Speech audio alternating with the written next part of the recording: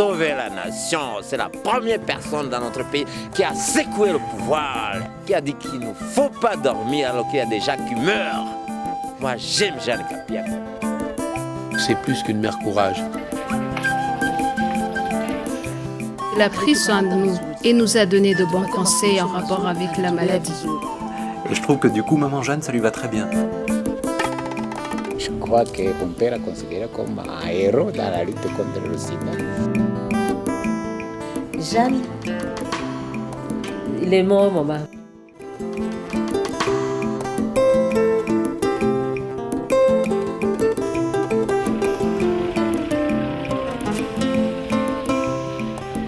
« 1995, une époque où le sida était encore un sujet tabou au Burundi, une époque où les malades du sida, particulièrement les femmes, étaient assimilés à la honte. Jeanne Gapia est sérieusement affectée par ce fléau. Alors que Jeanne Gapia participe à une messe à la cathédrale Regina Mundi de Bujumbura, une messe donnée à l'occasion de la journée internationale de lutte contre le sida, le prêtre lance un appel aux fidèles. Ayons de la compassion pour les malades du sida car ils ont péché. Le sida est un châtiment de Dieu. Cette phrase secoue Jeanne Gapia. Soudain, elle se lève et s'avance vers une sœur qui était en train d'organiser la messe. Elle lui souffle à l'oreille qu'elle veut adresser une intention pour les morts du sida. Jeanne prend le micro, se concentre quelques secondes, fixe le public de son regard pieux, puis réplique. Je suis séropositive. Je vis moi-même avec le VIH-Sida. Je ne pense pas que je sois punie pour un péché. Acceptons que je sois une pécheresse, puisque de toutes les façons, je ne suis pas une sainte. Qu'avait fait mon bébé qui vient de mourir du sida alors qu'il était baptisé? N'était-il pas un ange? Cela provoque un tournant décisif dans la lutte de Jeanne Gapia contre le VIH-Sida et la revalorisation des affectés et infectés du virus. C'était en 1995, il y a exactement 11 ans, bientôt 12 ans, que je suis venue dans cette même église et que le prêtre a simulé le sida à un péché mortel, à un péché. Je crois que ça a été mon premier, ça a été une opportunité pour moi de me libérer, de dire ce que je pensais, ce que beaucoup de gens pensaient, mais qui ne parvenaient pas à dire. Et à ce moment-là, ça a été la première fois où j'ai dévoilé mon statut sérologique. C'est en 1988, lorsqu'elle amène chez le médecin son bébé d'un an constamment malade, que cette jeune mère apprend que si l'enfant est malade du sida, elle est certainement séropositive. À 6 mois, l'enfant commence à être malade. Mais là, tout à fait normal, je ne me suis pas souciée de quoi que ce soit. Mais c'est lorsque il a eu une otite très sévère, qu'on a été à l'hôpital, il était hospitalisé, et qu'ils ont fait le test sans me demander quoi que ce soit. Et le médecin m'appelle en me disant « Il faut que je vous voie, mais avec votre mari ». Bon, le fait qu'on ne me dise pas à moi seule, puisque j'étais la garde malade, et que j'étais la maman, je me suis dit c'est peut-être quelque chose de sérieux. Mais quelque chose de sérieux, je ne pouvais pas imaginer le VIH-Sida. Arrivé là-bas, le médecin n'a pas mis de gants. Il me dit, écoutez, votre enfant a le VIH-Sida et il doit mourir. Et vous aussi.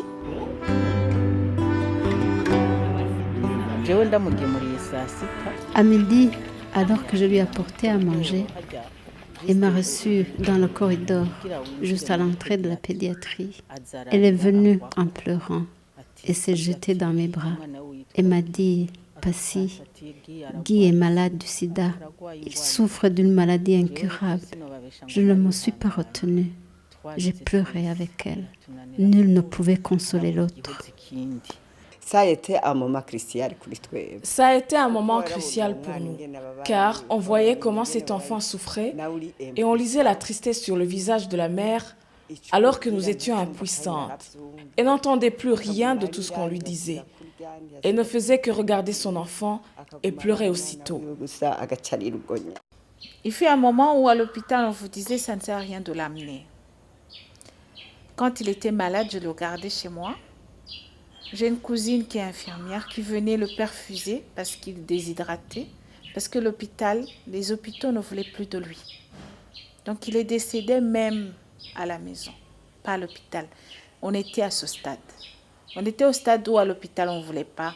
On te disait ça ne sert à rien de l'amener.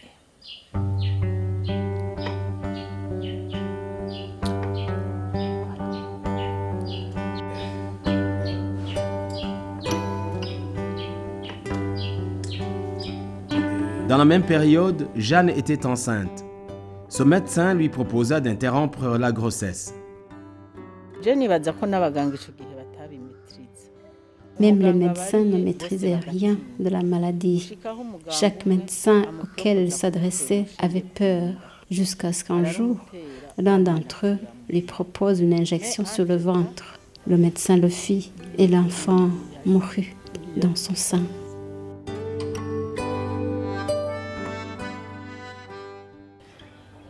Et des fois, je me dis pourquoi j'ai accepté ça, pourquoi j'ai accepté.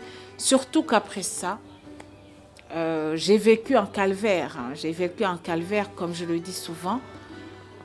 Le médecin qui m'a fait la césarienne a tout simplement décidé d'enlever le matrice.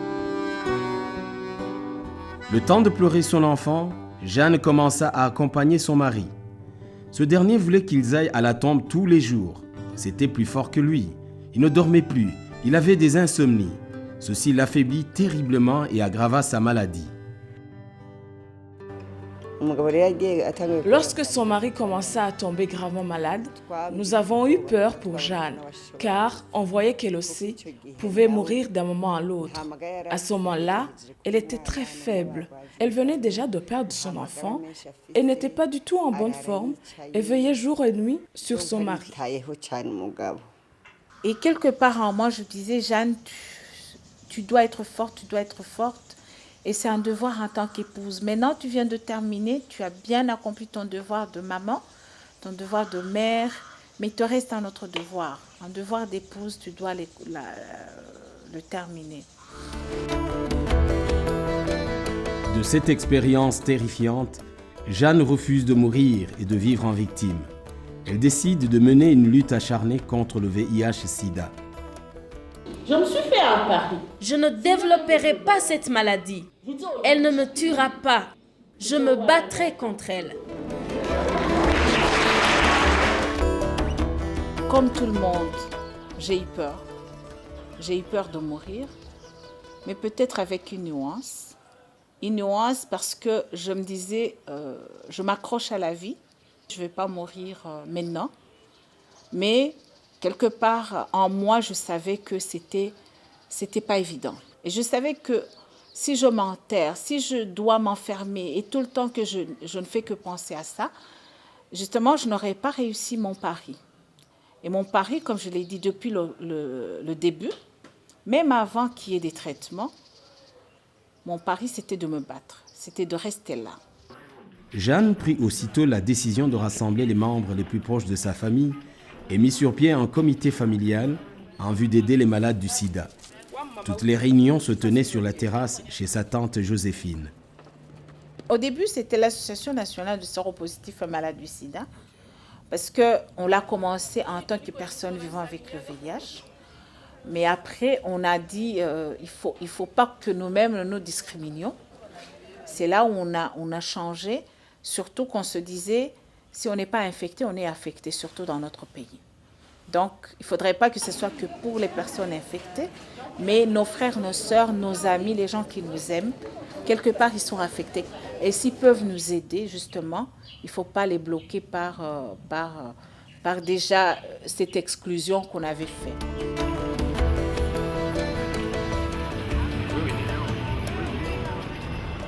Déjà en 91, il y a eu des actions, puisque la mise en place d'une association, c'est tout un processus. Et le processus a commencé en même temps que la SOA, en fait. En même temps que la SOA, en même temps que la Famille pour vaincre le sida, FVS. Ce sont des associations, les 3 associations ont été organisées en la même période. Et pour la NSS, si ma mémoire est bonne, L'agrément a eu lieu en 1993. À cette époque de la méconnaissance du sida, au moment où sida est symbole de dévergondage sexuel, plus fort encore, au moment où le malade du sida était considéré comme un danger public, Jeanne n'a pas pu échapper à tous ces préjugés. Le public, certains de ses proches et même certains médecins la fouillaient comme la peste ou la pointaient du doigt. Parfois, elle venait me voir. Elle éclatait tout de suite en sanglots. Je lui demandais pourquoi elle pleurait et me répondait « J'ai rencontré telle personne et m'a fui alors que j'allais la saluer. » Et j'essayais de la consoler à chaque fois que cela arrivait. J'avais des amis d'enfance où en principe je me disais on peut garder les mêmes relations, se rencontrer, parler, causer. Mais le fait de parler avec un homme, on devait aller lui chercher pour lui dire attention, tu cours des risques. Elle a eu des conflits avec ses belles-sœurs. Jeanne et son mari avaient une maison au quartier 2. Ses belles-sœurs essayaient de la lui prendre, avançant qu'elle n'avait pas eu d'enfant avec son mari, leur frère en fait. Par exemple, lorsqu'elle rentrait à la maison et trouvait des petits mots glissés sous la porte disant « Bien que tu marches la tête haute, t'es déjà fini ». Parfois, elle recevait des coups de fil anonymes à 3 heures du matin, juste pour la narguer. À un certain moment, on la pointait du doigt. Quand je dis pointer du doigt, c'est que quand elle passait, on disait « T'as vu Jeanne Gapia? C'est elle! C'est elle! » Ça voulait dire que c'est elle porteuse de VIH-Sida. Dans le milieu du travail, dans le milieu social, donc un peu partout, elle était pointée du doigt, elle le savait. Et ça ne l'a pas arrêtée. Et les médecins ne voulaient pas toucher les malades. C'était surtout ça. Et je pense que c'est tout ça en fait qui m'a révoltée, qui a fait que je me disais si je peux rien que prendre 2 personnes, même si c'est 2 personnes, mais les prendre dignement. Bouleversée et révoltée par ces préjugés, Jeanne Gapia entreprend des démarches médiatiques pour démystifier la maladie. En même temps, elle encourage tous ceux et toutes celles qui sont atteints du VIH-Sida de s'assumer, de vivre dignement et de croire en la vie. Sachez bien que le virus du sida existe encore. Le sida est une maladie très grave qui ne rend pas la vie facile à la personne qui en souffre ainsi qu'à sa famille. Cependant, je vous dis que celui qui se rendra compte qu'il a attrapé la maladie ne se cache pas, mais qu'il vienne à nous afin qu'on l'aide. Nous sommes nombreux à s'être donnés à cette tâche. À travers la NSS, elle va se démarquer par ses méthodes de prise en charge globale. Ce dont mouraient les gens, c'était pas de la guerre. Ce dont mouraient les gens, c'était du sida. Très, très majoritairement. Et moi, j'étais intimement persuadé que la NSS pouvait contribuer fortement à la prise en charge des malades du sida. Et j'avais raison.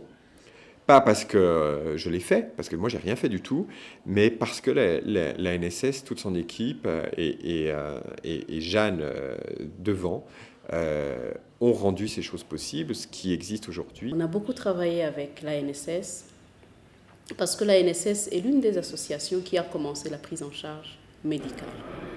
Je dirais même que c'est l'une des associations qui a pu montrer que l'on pouvait gérer des ARV.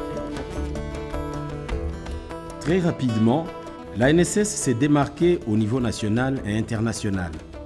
Elle faisait des actions hors du commun, surtout en matière de prise en charge médicale des personnes vivant avec le VIH-Sida. Du coup, la NSS est devenue un partenaire de taille du projet Aprodis du CNLS. En réalité, la NSS s'impose par elle-même. On n'a pas à la reconnaître. C'est un acteur clé, un intervenant très essentiel. Ce que nous avons comme collaboration, c'est des relations de type contractuel. Le projet Aprodis conclut une convention avec la NSS pour que celle-ci puisse être capable de satisfaire ses besoins des patients. Forte du soutien de différentes institutions, déterminée à lutter contre le fléau qui lui a arraché les siens, Jeanne s'engagea à sauver des milliers de vies humaines en les encourageant à parler de leur maladie. Jeanne Kapia est venue comme une sauveuse pour la nation, pour des personnes vivant avec le VIH. Car je me souviens vraiment combien de fois Jeanne Kapia a attiré des gens qui ne pouvaient même pas se présenter au bureau parce qu'ils vivaient de son fléau. Il se fait que moi-même j'étais séropositive.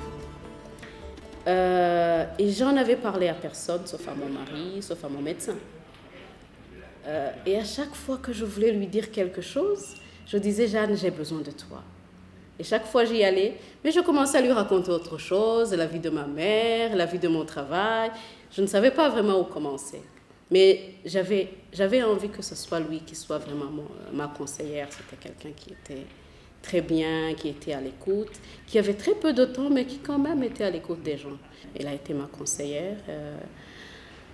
Elle m'a aidée aussi beaucoup à ce que je puisse en parler. Parce que je le savais depuis 1996, mais c'était un secret pour moi.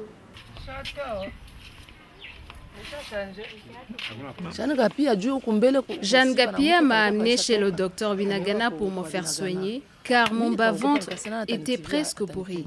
J'avais peur de la facture et je lui ai demandé qu'elle allait payer pour moi. Puis elle m'a dit qu'elle allait m'aider. Elle m'a trouvé une carte d'assurance maladie et m'a dit « T'en fais pas, nous paierons pour toi ».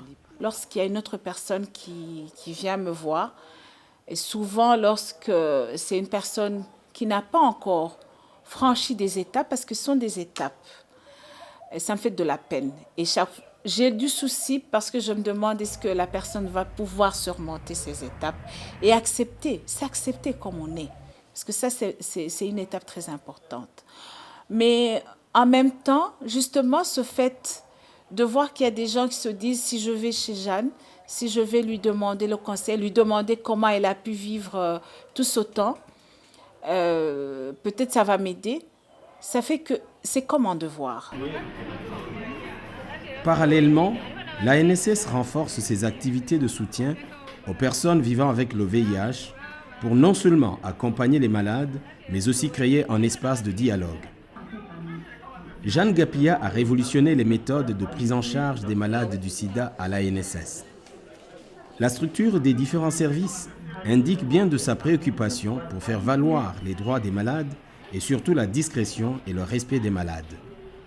Ici, il y a l'accueil qui est tout près des cabinets de consultation, qui est proche du laboratoire, qui est proche de la pharmacie.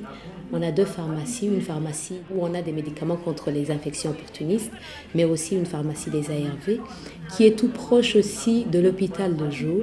Ça a été établi de telle sorte que le malade puisse trouver tous les services dont il a besoin dans un même endroit. Et même si j'ai dit que le service social est un peu plus loin dans un autre bâtiment, on a une permanence du service social ici. Donc le service social envoie quelqu'un qui reste là pour répondre aux urgences. Mais sinon, pour un accompagnement psychosocial ou des besoins où il n'y a pas notion d'urgence, ils vont aller dans cet autre centre. J'allais oublier aussi la cellule d'observance. La cellule d'observance qui est une cellule qui va aider les patients à bien prendre leur traitement.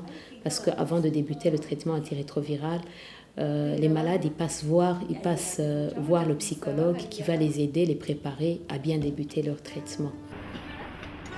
Parler de traitement dans les premières heures de la lutte de Jeanne Gapia pour l'obtention des médicaments était un défi sans égal. En 1996, les traitements commençaient à être disponibles en Europe. Au Burundi, il n'y avait pas ces traitements.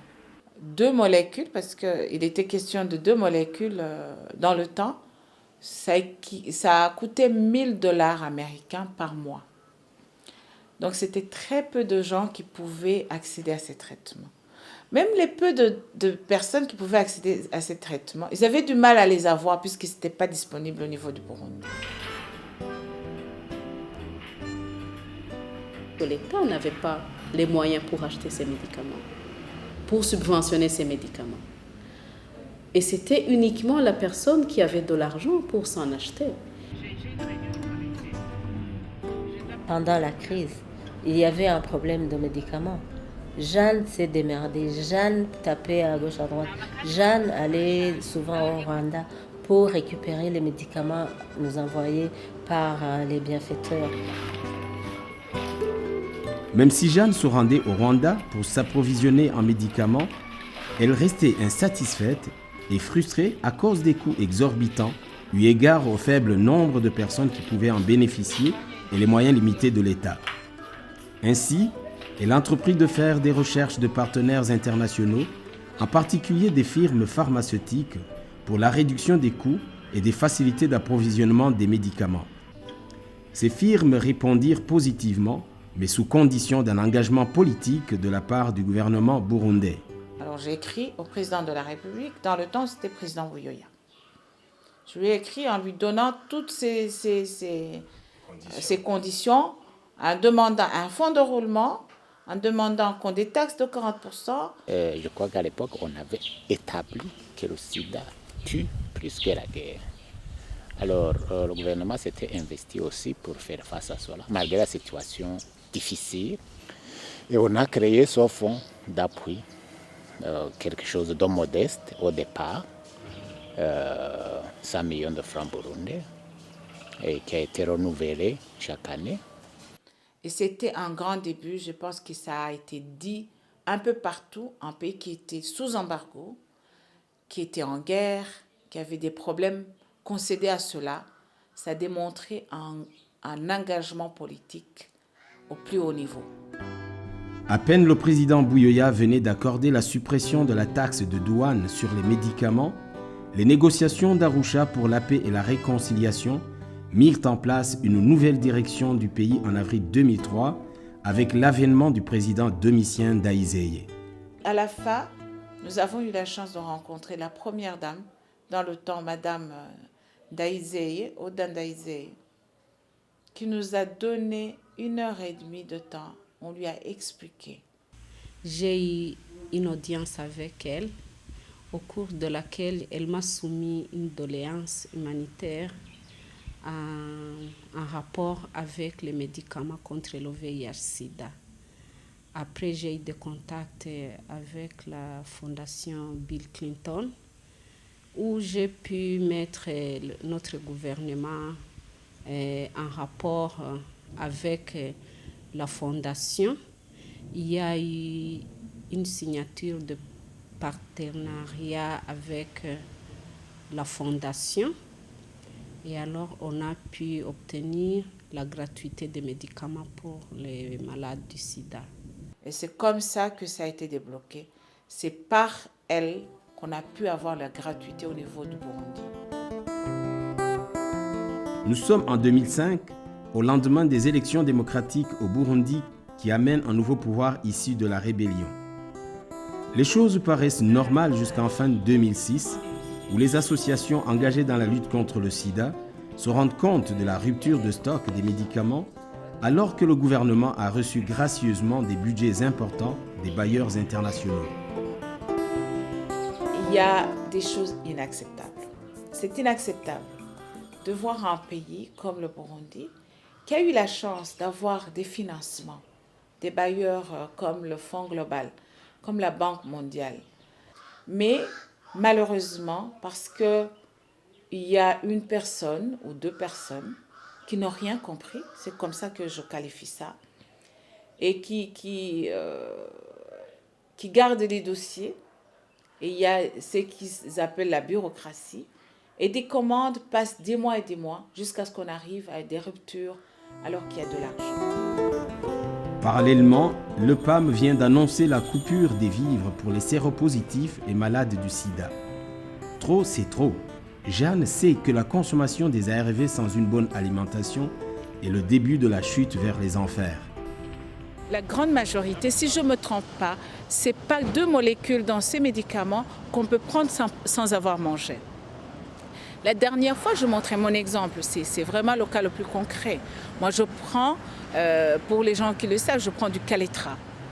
Si je le prends sans avoir mangé, 2 minutes après, j'ai la diarrhée. Et malheureusement, il y a beaucoup de malades qui sont dans la même situation. Tous les médicaments où on trouve le Norvir, malheureusement, dans beaucoup de molécules, il y a du Norvir dedans. Ça demande à ce qu'on ait déjà mangé. Consciente personnellement de l'indissociabilité traitement-nutrition, Jeanne s'engagea à mobiliser toutes les associations en charge de la lutte contre le sida pour un plaidoyer collectif devant une délégation du PAM du Burundi. Après des jours de négociations et de consultations sans résultat, l'infatigable Jeanne engagea le combat à un autre niveau. Elle accéléra ses stratégies de combat en mobilisant tous les médias nationaux. Ainsi, un samedi du 24 février 2007, elle réussit à impliquer toutes les associations burundaises engagées dans la lutte contre le VIH-Sida et quelques partenaires importants dans une émission radiodiffusée en direct à laquelle participaient en synergie presque toutes les radios locales. Jeanne n'a pas mâché ses mots en interpellant les autorités gouvernementales à prendre leurs responsabilités suite à une régression de la lutte contre le VIH-Sida. Nous constatons avec beaucoup de peine une régression grave de la lutte contre le VIH-Sida au Burundi. D'un côté, les pénuries récurrentes des réactifs, des kits de dépistage, de rupture de stock des antirétroviraux, des médicaments pour les infections opportunistes remettent en cause tous les acquis que nous avions obtenus tous ensemble, société civile, acteurs de santé, responsables politiques. De l'autre côté, la décision du PAM de réduire la ratio donnée aux personnes vivant avec le VIH, passant de 2635 kilocalories à 600 kilocalories, ne fait qu'aggraver la situation. Au regard de ces constats amers, nous avons la responsabilité de vous alerter et d'appeler les instances gouvernementales de prendre leurs responsabilités. Cette voie porta des fruits immédiats. Le président de la République du Burundi, Pierre Nkurunziza, dut organiser aussitôt une descente au centre d'approvisionnement des médicaments du Burundi, Kamebu, pour se rendre compte de l'authenticité et de la véracité du cri d'alarme de Madame Jeanne Gapia.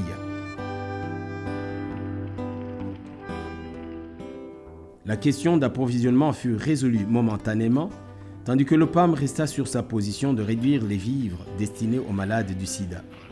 Cette nouvelle laissa les populations concernées perplexes, sidérées et désespérées. Nous prenons les médicaments le ventre vide.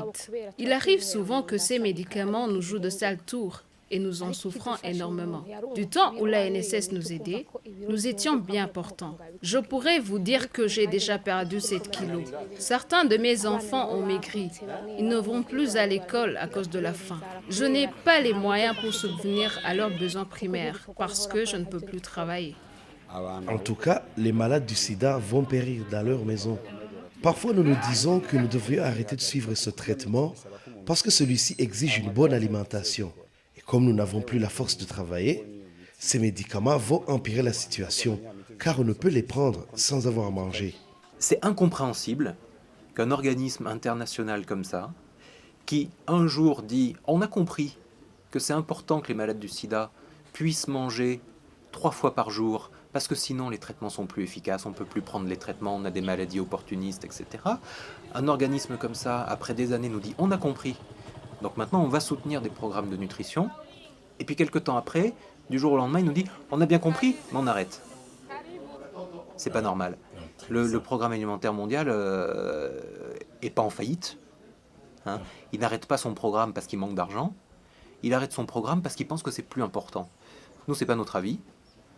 Donc le premier travail qu'on va faire, c'est un travail de plaidoyer avec Jeanne Gapia, avec le ministre, avec d'autres auprès du PAM, pour que le programme reprenne au Burundi. Hormis tous ces problèmes de traitement et de nutrition auxquels Jeanne est confrontée quotidiennement au niveau personnel et au niveau communautaire, elle sait qu'elle doit prendre soin d'elle. Elle a besoin en effet de rester en forme pour continuer son combat. Elle se donne ainsi une certaine discipline pour sa santé. Elle sait qu'elle doit se reposer beaucoup pour ne pas fatiguer son corps et s'adonne au sport comme complément de son traitement. Quand elle est en Namibie, où elle vit depuis peu, Elle fait 2 heures de sport par jour pour se maintenir en forme. C'est quelque chose au niveau de la santé qui est bien parce que avec ces médicaments, on a beaucoup d'effets secondaires aussi. Ça a causé que j'ai le diabète aussi. Et ça, c'est l'effet secondaire des médicaments parce que dans ma famille, il n'y a pas le diabète. C'est l'une des effets secondaires que j'ai eu encore une fois et que je dois gérer. Et le sport est le meilleur remède avec le diabète. J'avais toujours le cholestérol qui était limite. Mais les deux, j'ai dit, je fais mon effort, mais je ne prends pas de médicaments en plus. S'il faut faire 4 heures de sport, je vais le faire, mais je ne prends pas d'autres médicaments. Et je pense que je parviens à équilibrer ça avec le sport. Contrairement à ceux qui croient qu'un malade du sida est fragile et ne devrait pas bouger, il est fortement conseillé aux malades du sida de pratiquer régulièrement du sport.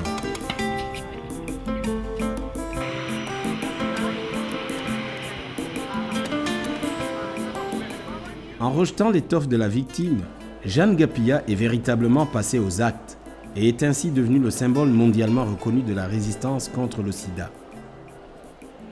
En 1999, grâce au partenariat avec l'ONG française SIDAction, Jeanne mit sur pied le centre Turiho, qui signifie en Kirundi « Nous, personnes vivant avec le VIH, sommes vraiment vivantes et déterminées à défendre nos droits ». Jeanne s'est engagée à ce que ce centre soit une référence nationale en matière de soins, de conseils et de traitement contre le VIH-Sida.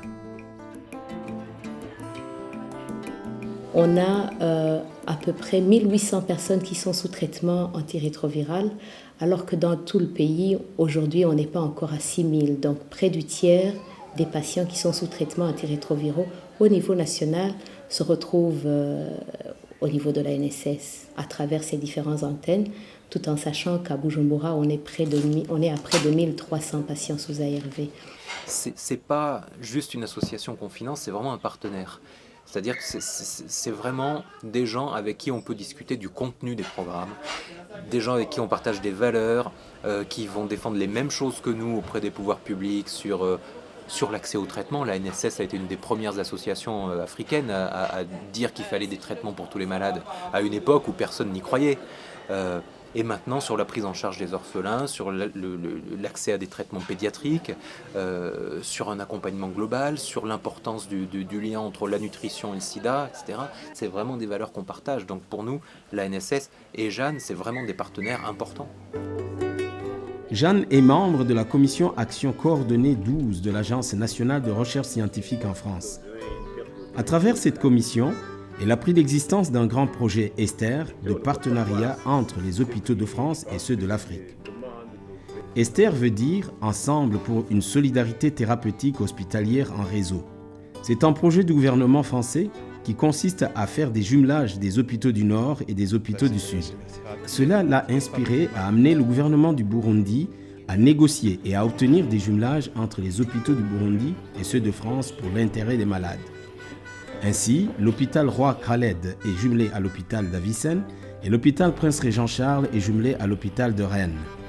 On offre surtout un appui en termes d'aide à la construction des projets, à la mise en place des infrastructures, à la formation. Donc un certain nombre de personnes viennent se former en France dans nos services. De la même façon, une partie de nos équipes vient ici parce qu'on insiste beaucoup sur le fait que c'est un échange qui se fait dans les deux sens et nos équipes ont aussi pas mal de choses à apprendre ici sur la prise en charge des malades, notamment dans le milieu associatif. Il y a quand même beaucoup d'avance sur certaines formes de prise en charge.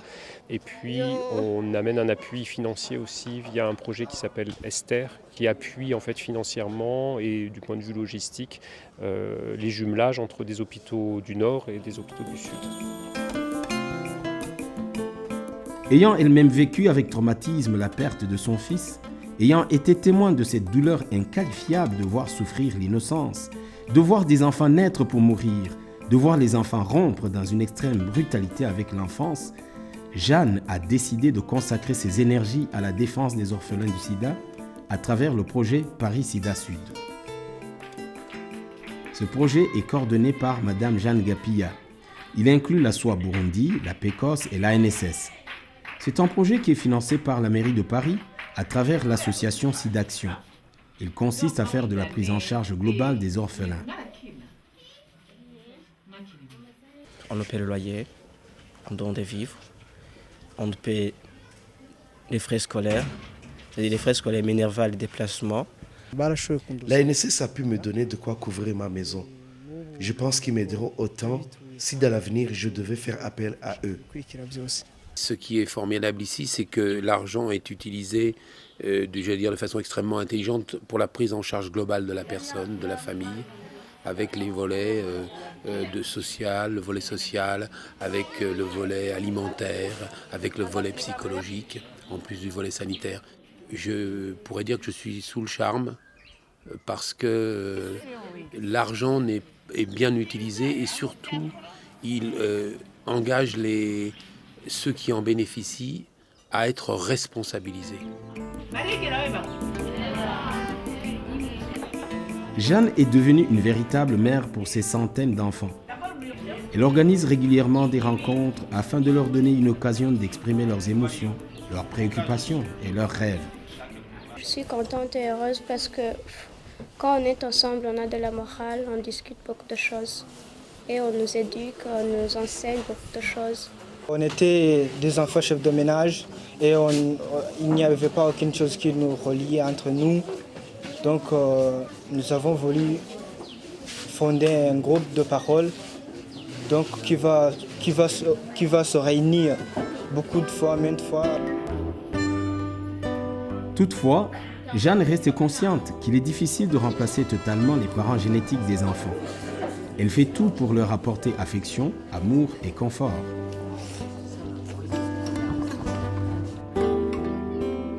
Dans le même sens, consciente qu'elle est souvent absente du Burundi, Jeanne s'impose une tradition de rendre visite aux enfants placés dans les familles d'accueil et se inscrit dans les écoles. Toutes ces visites lui permettent après d'organiser des réunions d'évaluation avec les familles tutrices.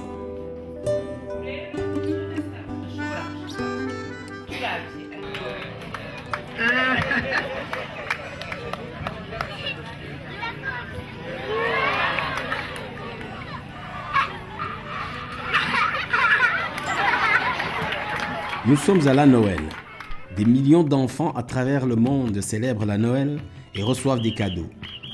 Un beau jour du dimanche, quelque part à Bujumbura, des enfants chantent, dansent, font de la poésie et des acrobaties, heureux d'avoir rencontré leur mère Noël.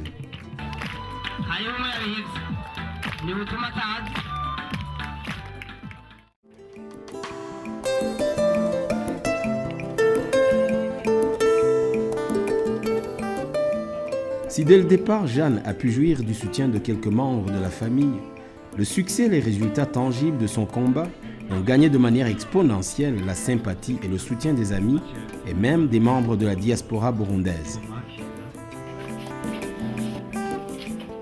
Jeanne est devenue un personnage emblématique, légendaire et même une héroïne, non seulement pour ses compatriotes, mais aussi au niveau international. Elle n'est pas vraiment plus âgée que moi. Elle n'a pas non plus l'âge de ma mère. Mais je l'appelle maman parce qu'elle a pris soin de nous et nous a donné de bons conseils en rapport avec la maladie. Bien qu'elle ne m'ait pas enfantée, elle est ma mère. C'est le bon Dieu qui lui a donné toutes les qualités pour qu'aujourd'hui nous soyons encore en vie. Il y a beaucoup de mères en France, et la mienne en particulier, qui organisent tout. Mais qui en même temps disent à leurs enfants, bon bah voilà, maintenant c'est toi qui t'en occupes, hein. C'est plus moi. Hein. Bon. Et Jeanne, elle a un côté comme ça, c'est-à-dire, elle s'occupe de tout, mais après, elle responsabilise les gens, quoi. Ouais. C'est les autres qui doivent s'en occuper, qui doivent prendre la suite. Puis en même temps, au fond, on sait bien que s'il y a quelque chose qui ne va pas, eh ben, elle sera là. Et je trouve que du coup, maman Jeanne, ça lui va très bien. On a l'impression qu'elle porte des projets à hauteur de ses partenaires, c'est-à-dire qu'elle vient ici, vient vers nous avec une telle dignité, je crois que c'est ça, qu'elle nous propose d'être ses partenaires. Donc c'est plus qu'une mère courage. Elle ne vient pas me demander quelque chose, elle vient me proposer un partenariat pour un projet humain. Jeanne, quand elle allait partout dans les conférences, elle ne parlait pas pour elle seule. Elle parlait pour son association. Mais en même temps, elle parlait pour toutes les personnes vivant avec le VIH-Sida au Burundi. Jeanne, je ne vois même pas de terme pour le dire. En 1996, elle a été consacrée ambassadeur de l'espoir par le Programme des Nations Unies pour le développement. En 2002, Jeanne Gapia a été décorée par la première dame Sophie Bouyoya. En 2003, elle a reçu le trophée de la Journée internationale de la femme à Rome. Elle a été octroyée la même année le prix international du PAM par le biais de son directeur général adjoint. En 2006, elle a reçu entre autres le prix international de SIDAction et le prix meilleur soignant de l'Association des infirmières du Burundi. Et le 1er décembre 2007, elle fut invitée par la présidence de la République de France à l'occasion de la Journée mondiale du sida afin de faire un plaidoyer au nom de toute l'Afrique.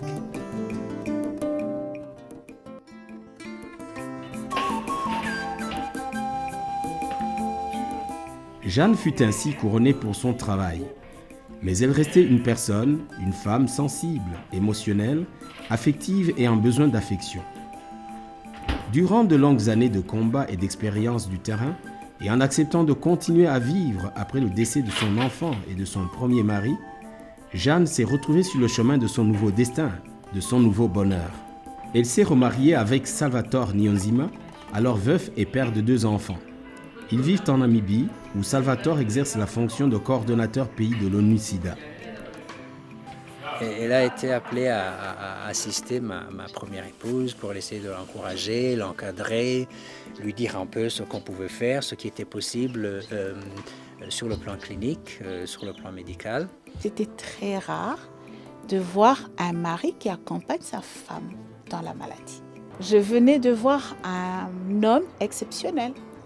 Malheureusement, donc, ma première épouse est décédée en 1996. Et bien entendu, après le choc de la séropositivité, c'était le choc du veuvage. Et ça, c'est toute la liste des chansons que vous avez oubliées.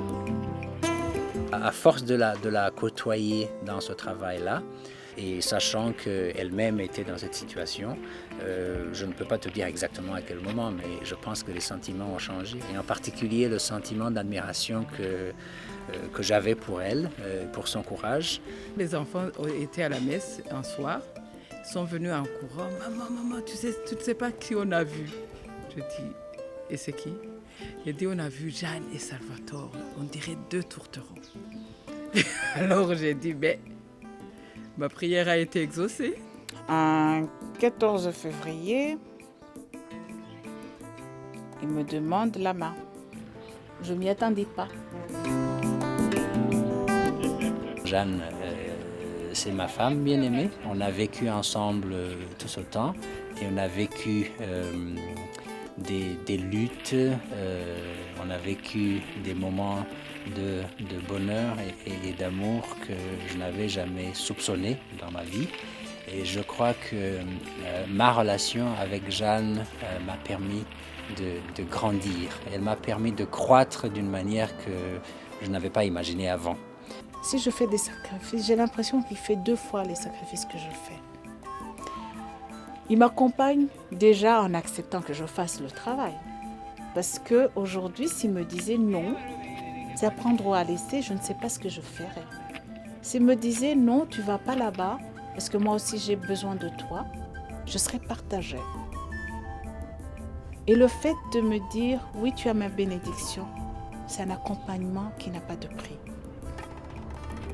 Mais ça ne s'arrête pas là. Quand j'ai des problèmes, c'est mon premier conseiller en fait. C'est mon premier conseiller. Je suis très confiante quand elle me dit oui, tu peux avancer. Ils ont le même combat, la même vision. C'est des personnes qui sont faites pour s'entendre.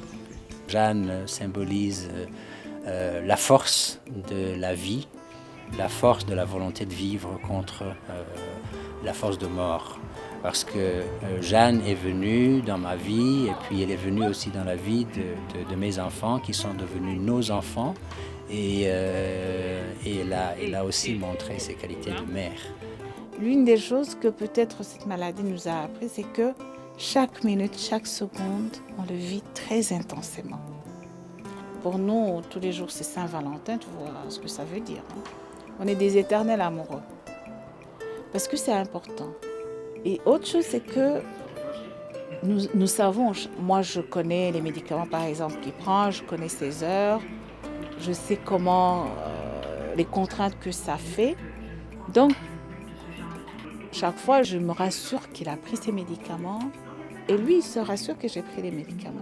Si il est l'heure pour Jeanne de prendre ses traitements et qu'elle est peut-être occupée à autre chose, je lui rappelle la même chose, elle me rappelle. Ou alors si on est sorti, si on veut sortir, il y a toute une organisation autour de ça parce que parfois il faut prendre les médicaments avec nous, parfois il faut aller quelque part et puis rentrer dans les délais à l'heure pour ne pas être en retard. Il y a tout ça, quoi. Donc, je dis, on se soutient par rapport à ça. C'est pourquoi Jeanne n'arrête jamais d'appeler son nouveau mari « mon prince ». Une histoire d'amour qui redonne à Jeanne l'espoir en la vie.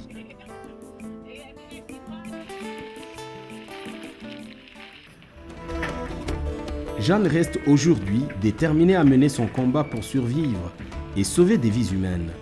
Et ne ménage aucun effort pour mener un plaidoyer en faveur du Burundi et des malades du sida. Malgré tous les succès de son action, Jeanne Gapia fait aujourd'hui un constat amer sur les effets pervers de sa campagne de sensibilisation et de la disponibilité actuelle des médicaments. Les gens peuvent se dire, de toutes les façons, si je devais, même si j'avais ça et que je devais ajouter encore 21 ans, au moins j'aurais vécu, je ne m'aurais pas privé des plaisirs. Mais ça, c'est une erreur. C'est une erreur parce que, d'abord, ce n'est pas tout le monde qui parvient à faire 21 ans avec le VIH. Ça, je dois dire que c'est une grande chance. J'ai vu pas mal de gens qui sont passés, qui sont partis après 2 ans, après 1 an, après même 6 mois seulement. Donc, c'est pour dire, ce n'est pas un acquis, ce n'est pas évident. Quand on n'est pas encore malade, on se dit qu'on pourra gérer la maladie. Et la maladie n'est pas si facile à gérer. Parce que quand je vois Jeanne ou ma soeur prendre leurs médicaments tous les jours, parfois c'est 14 comprimés, c'est tous les jours. Hein? Moi, je me dis, est-ce que moi je pourrais le faire? Parce que là, c'est vraiment quelque chose de difficile à gérer. Et là où les gens ne comprennent pas, c'est qu'ils se disent que c'est facile, parce qu'ils le voient dans la rue se promener. Ils pensent que c'est facile, qu'ils ont la vie facile. Mais ce n'est pas vrai. J'ai peut-être cette force de travailler encore pour m'accepter. Ce n'est pas tout le monde qui peut y parvenir. On peut vivre avec le sida, oui. Mais il vaut mieux vivre sans sida que vivre avec le sida. Vous savez, on peut oublier tout. J'ai perdu, je suis une orpheline, j'ai perdu mon père, j'ai perdu ma mère, j'ai perdu mon premier mari, j'ai perdu mes sœurs, mes frères. Mais il y a une chose, je ne sais pas si c'est parce que c'est un enfant que vous avez gardé pendant 9 mois. S'il y a une chose que vous ne pouvez pas oublier, c'est son enfant. Aujourd'hui, ça devait être un grand garçon et j'imagine ce qu'on devait faire ensemble. Donc c'est vrai que je continue à y penser. Mais en même temps, il y a une chose qui est bien, c'est qu'il est parti, c'était un petit ange. J'ai un ange au ciel. Et c'est lui qui m'aide à faire tout ce que j'essaie de faire. C'est lui qui m'aide à aider les autres enfants. Parce que tout ce que je fais, je me dis, j'essaie de le faire pour lui. Et c'est bien. J'ai perdu un ange, mais il est là pour me protéger. Et voilà, je suis là, je suis en sécurité.